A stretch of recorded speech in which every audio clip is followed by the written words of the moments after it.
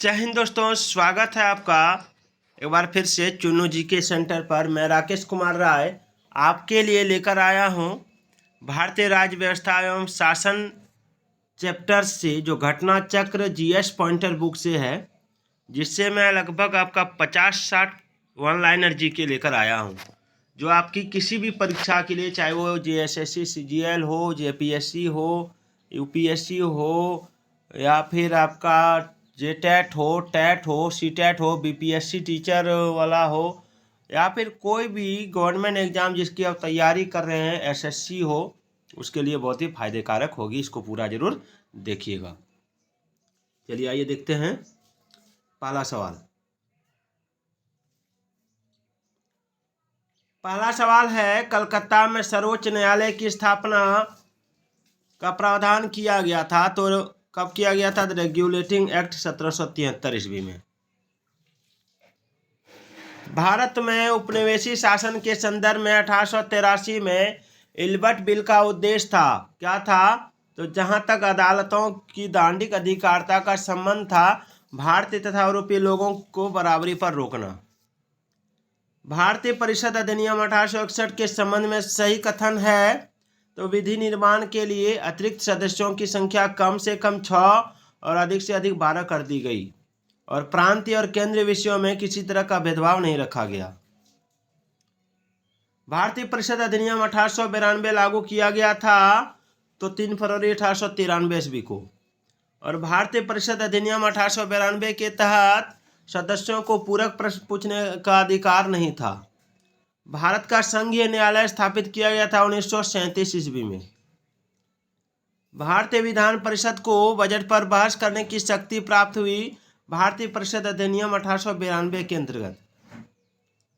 सही सुमेलित है।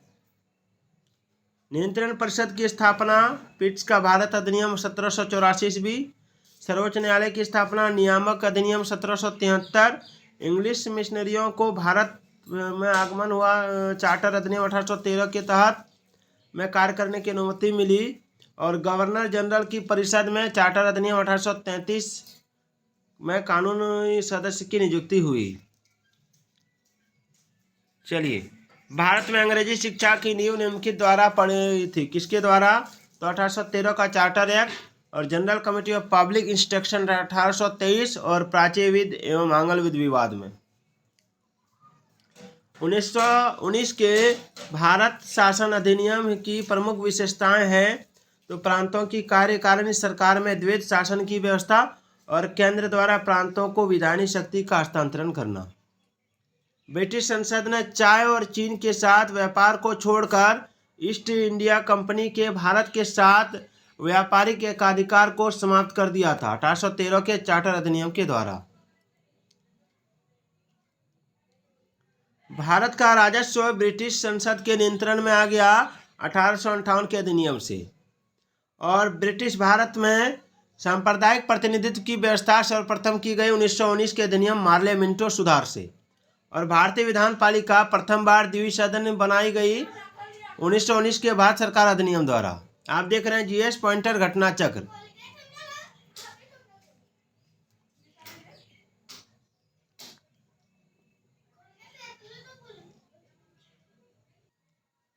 अगला देख सकते हैं, भारतीय सिविल सेवा के संदर्भ में सही कथन है, तो भारत सरकार।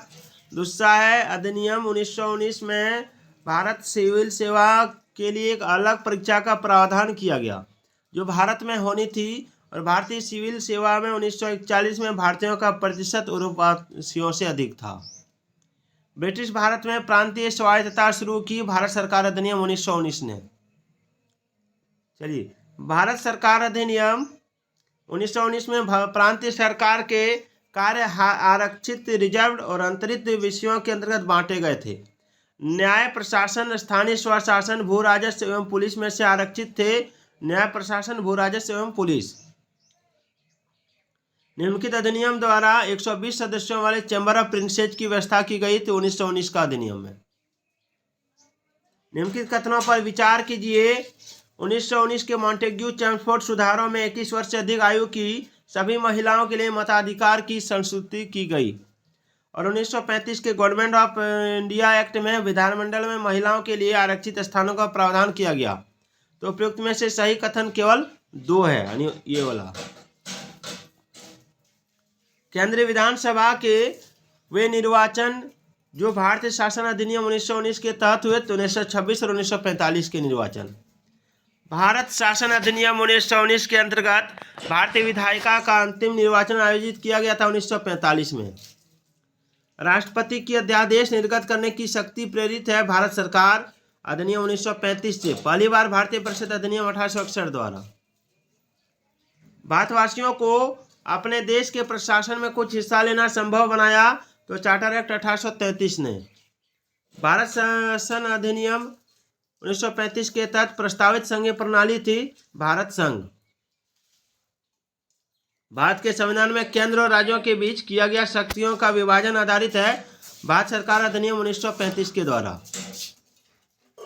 भारत सरकार अधिनियम 1935 की मुख्य विशेषताएं थी। इस अधिनियम में अखिल भारतीय महासंघ का प्रावधान था और यह प्रांतीय स्वायत्तता के सूत्रपात का संकेत था। इसने प्रांतीय स्तर पर द्वैत शासन प्रणाली को समाप्त कर केंद्र में लागू किया।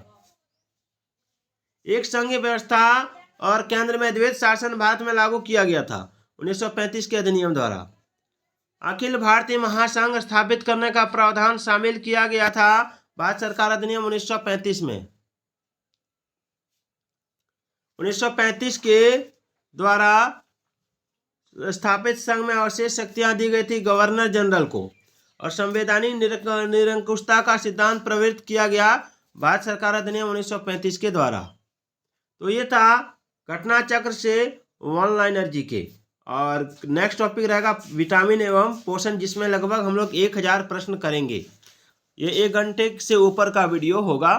तो ये वीडियो आपको शाम को 5 बजे मिलेगा। तो आज का ये वीडियो कैसा लगा कमेंट करके ज़रूर बताइएगा। तो फिर मिलते हैं। जय हिंद, जय भारत।